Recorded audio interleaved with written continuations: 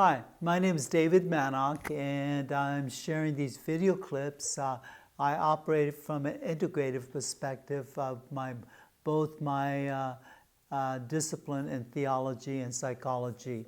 What I would like to do in this video clip is begin to do an introduction to some of the elementary basic things from the side of neuroscience.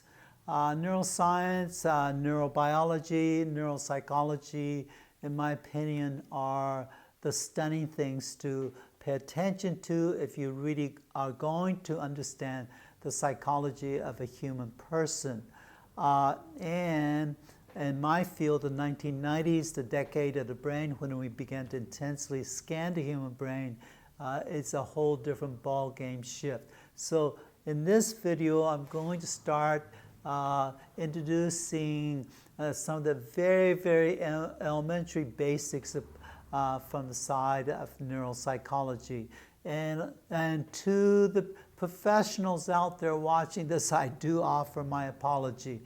I do understand I'm taking very complex science things in an overtly simplified fashion, trying to explain it. For two reasons. One, I'm trying to communicate to people who may not have a background in neuroscience, and I'm also, as a registered clinical supervisor, I work with postgraduate interns. These people have their master's degree, but I have to clinically train them for up to 2,000 hours, and I have to take complex neuroscience things and make it practical as they try to work with their people. So, some very basics. Okay, so let's say we have two people and we have a relationship. Let's say we have a therapist and we have a client. Okay, we got two people right away. We have a couple, which means we have couples therapy. Technically speaking, and certainly from the side of neuroscience, we could say to think of one-on-one or individual psychotherapy might be a bit of a myth. What we really have always are two people in interaction, in relationship, in a therapeutic relationship, so we need to pay attention to two-person psychology. Now, having said that, generally speaking, and again, I apologize for the simplicity, you can say the brain has three levels. And again, that's overly simplifying. It's top part, the middle part, and the bottom part. And then we can also say that the brain has two hemispheres. And there's a lot of debate and research about which the left hemisphere and the right hemisphere, what they do, and there's also indication for us to understand both the left and right side does what the other side does, maybe in a minor note. So there's a lot of complexity.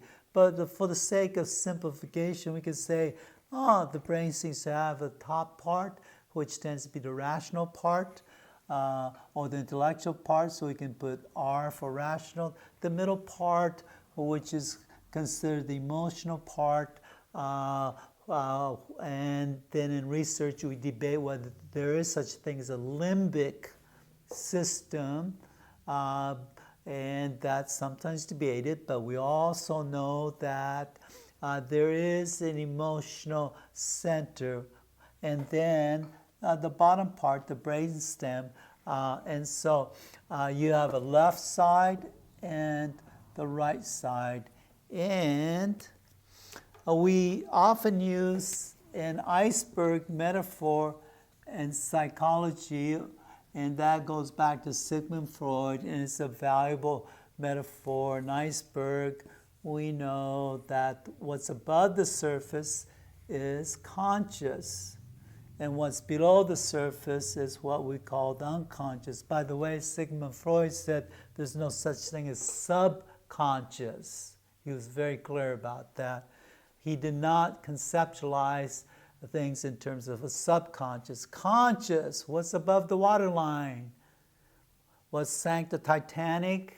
It could be argued as what was below the waterline, what wasn't seen. That's unconscious. And if you want to be, again, really technical, actually, in psychoanalysis, we also know that there's a pre-conscious, just above the waterline, just below the waterline. Okay, now, and this is really simplifying things, but we can say that the human heart, which we can argue is the center of relationship, is below the waterline. And what does this mean? It means a lot of things. What's above the waterline, you can see, and that's where we can say, we can observe behavior, what the person did, what a person said, and so forth.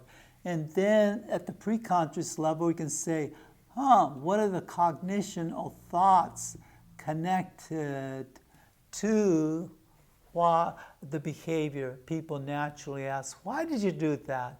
What were you thinking? Oh, you weren't thinking at all. What was that? Note the cognitive questions. So behavior, which is the easiest thing to research and observe.